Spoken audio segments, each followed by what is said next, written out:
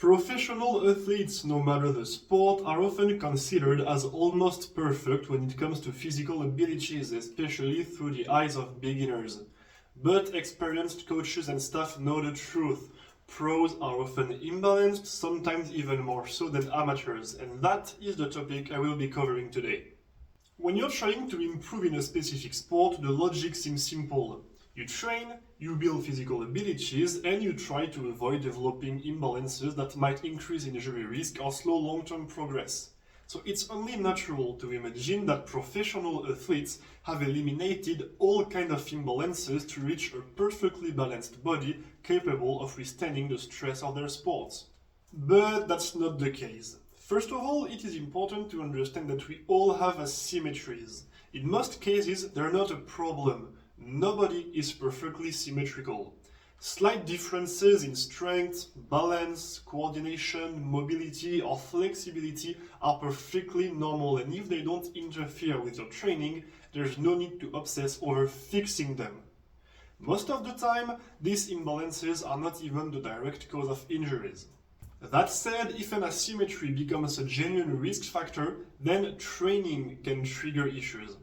For example, let's say you have a major difference in hip mobility that creates instability and unwanted movements when squatting. You won't instantly get injured, but over time, one side of your hips or lower back might become overloaded, which increases the risk. Still, if your overall training load remains within your capacity and recovery ability, injury may never occur. Now, given the insane training volume of professional athletes, you might assume that any imbalance will inevitably lead to injury. Yet again, that's not true. Their bodies have adapted to withstand incredible amounts of stress. Years of high-intensity, high-volume training made them extremely resilient.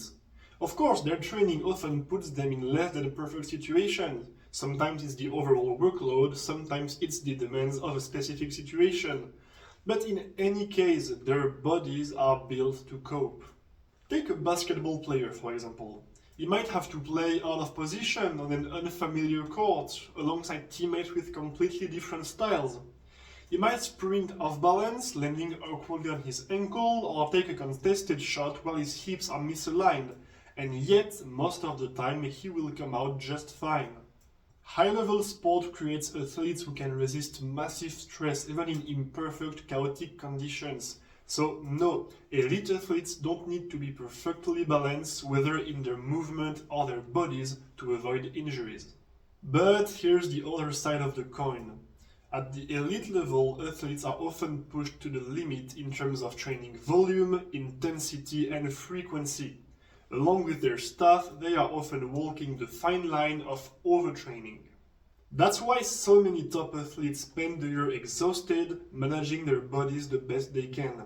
Sometimes they're training through overload, sometimes they're competing through injuries. Training is not always perfectly individualized, and eliminating every single chronic issue is unrealistic. Sport is also a business, and if the staff believes that the performances will be better if an athlete pushed through pain, overload, or even injuries, results might often take the priority. The reality is that most athletes have chronic issues that cannot really be solved. Back pain that limits squatting or deadlifting, hand pain that never fully goes away, shoulder impingement, worn knee cartilage. These problems are common at the top level, so no, they are not perfectly balanced machines built to withstand every single possible form of stress. This is a cliché, sometimes even a fantasy, about the high level.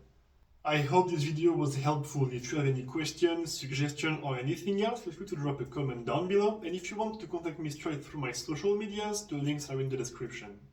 I'll see you next Sunday, and until then, train hard, stay consistent, and never forget, make yourself proud.